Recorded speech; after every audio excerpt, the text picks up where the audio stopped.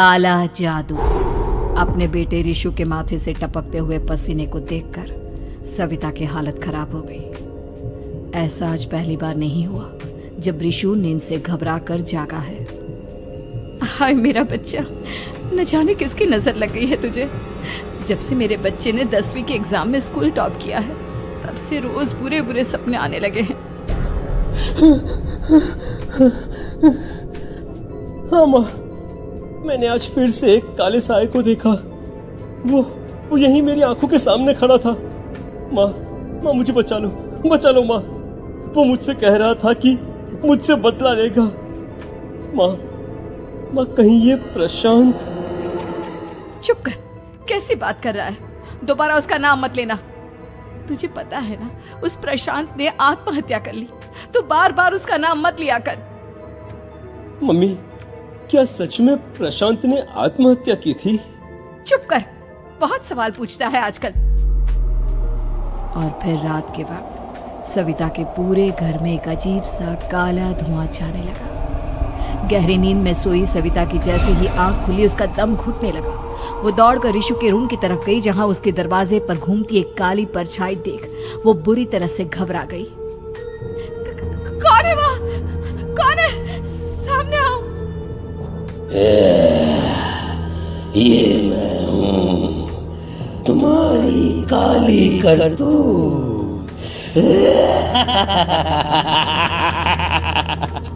और अब मैं तुम्हारे बेटे को ले जाने आया हूँ। नहीं, मेरे बच्चे को छोड़ दो प्लीज। मेरे रिशु को कुछ मत करना। वो परछाई रिशु के कमरे में घुस जाती है। सविता भी उसके पीछे पीछे दौड़कर जाती है और देखती है कि अब वो साया साफ नजर आ रहा था।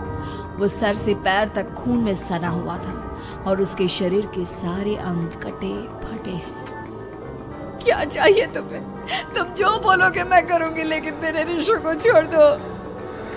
उस परछाई ने रिशु को गर्दन से पकड़कर दीवार के सहारे हवा में उछाल दिया। रिशु जोर जोर से चिल्लाने लगा। माँ बचाओ मुझे, बचा लो माँ। ये मुझे मार डालेगा। माँ मुझे बचा लो माँ। नहीं, ऐसा मत करो। मुझे मार दो लेकिन मेरे बच्चे को छोड़ दो। मैं तुम्हारे आगे हाथ जोड़ती हूँ। वो परछाई रिशु को जमीन पर गिरा देती है और अचानक वहां से गायब हो जाती है। रिशु, मेरा बच्चा, तू ठीक तो है ना? कुछ बोल बेटा, क्या हुआ है तुझे? मैं ठीक हूँ माँ। क्या हुआ था यहाँ पर? कुछ नहीं बेटा, कुछ नहीं। तू परेशान मत हो। हम कल ही गांव के बाहर जो तांत्रिक महाराज रहते हैं उनके पास चलेंगे। ठीक है माँ, हम जल्द ही उनके पास चलेंगे। मुझे बहुत डर लग रहा है माँ। ये बार बार मुझे डरावने सपने आना, ये सब हमारे साथ क्यों हो रहा है माँ? अगले दिन सविता अपने बेटे रिशु को लेकर गांव के बाहर तांत्रिक के पास जाती है। जिस जगह पर तांत्रिक रहा करता था वो जगह बहुत डरावनी थी। चारों तरफ कंकाल और खूब भूतियां नजर आ रही थी। गांव से दूर वीराने में उस जगह पर जोर से आंधी चल रही थी। रिशु ने डर कर अपनी माँ का हाथ पकड़ लिया। माँ मुझे बहुत डर लग रहा है। ये कैसी जगह है? देख बेटा, हमारे साथ जो कुछ भी हो रहा है उसका इलाज सिर्फ और सिर्फ ये तांत्रिक महाराज ही बता सकते हैं। अब यही है जो हमें प्रॉब्लम से बाहर निकाल सकते हैं। जैसे ही सविता और रिशु तांत्रिक की झोपड़ी के अंदर पहुंचे, वहां का नजारा देखकर उनकी आंखें फटी की फटी रह गई। तांत्रिक की झोपड़ी के अंदर कई सारे लोग अपनी गर्दन घुमा घुमा कर जोर जोर से चीख रहे थे। कौन हो तुम और यहाँ क्यों आई हो? महाराज, मेरे बेटे को कुछ दिनों से एक डरावनी काली परछाई नजर आती है और कल रात उसने मेरे बेटे पर हमला भी कर दिया।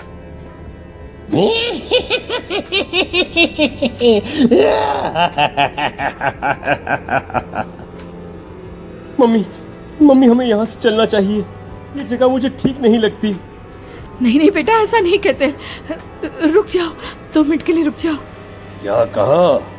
काली परछाई? तुम्हारे बेटे पर किसी काली परछाई ने हमला किया? हाँ महाराज, वो कह रही थी कि वो मेरे बेटे को कुछ कर देगी। कोई उपाय बताइए महाराज, मेरे बेटे के साथ कुछ गलत नहीं होना चाहिए। तुमने किसी दूसरे के साथ गलत किया है। तो तुम्हारे साथ भी गलत होकर ही रहेगा। तुमने किसी की जान ली है, किसी को मार डाला है तुमने। नहीं महाराज, मैंने ऐसा कुछ नहीं किया। मैंने किसी की जान नहीं ली। मुझे कोई उपाय बताइए।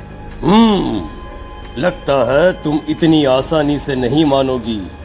मैं तुम्हें अभी उस काली परछाई से मिलवा देता हूँ और वही सारा सच तुम्हारे सामने लेकर आएगा। हाँ? सविता और ऋषु ने डर के मारे अपनी आंखें बंद कर ली। तभी अचानक तांत्रिक की झोपड़ी में अजीबोगरीब आवाजें गूंजने लगी। सविता और ऋषु बुरी तरह से कांप रहे थे। आंखें खोलो और अपने सामने देखो। क्या यही है वो जिससे तुम कल रात को मिली थी? बताओ मुझे।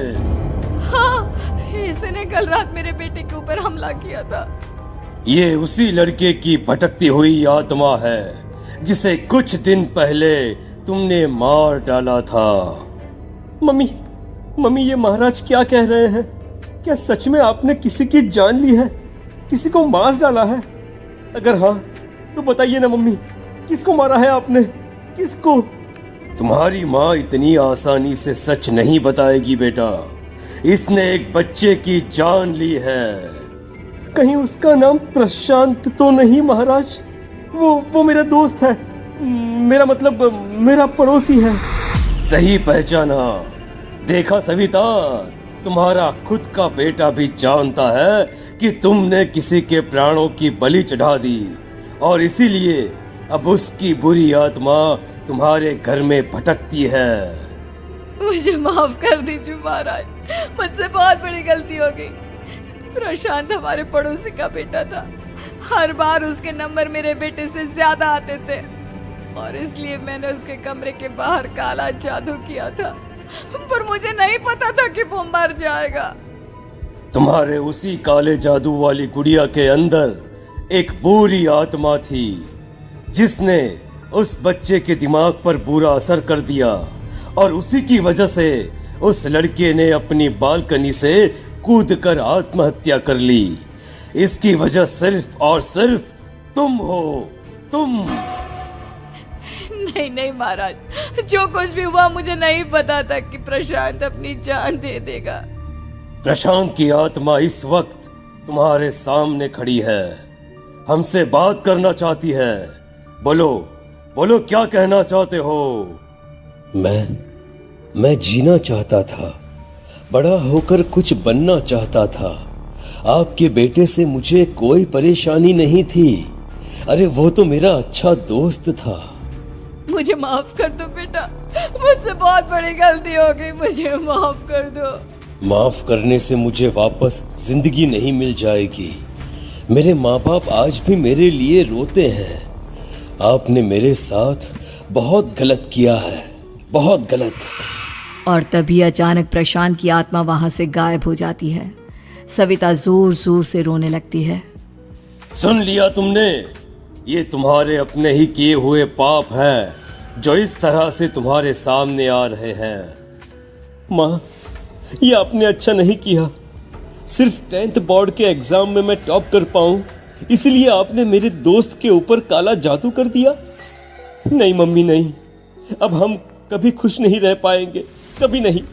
मेरे दोस्त की आत्मा को कभी शांति नहीं मिलेगी मम्मी, कभी नहीं।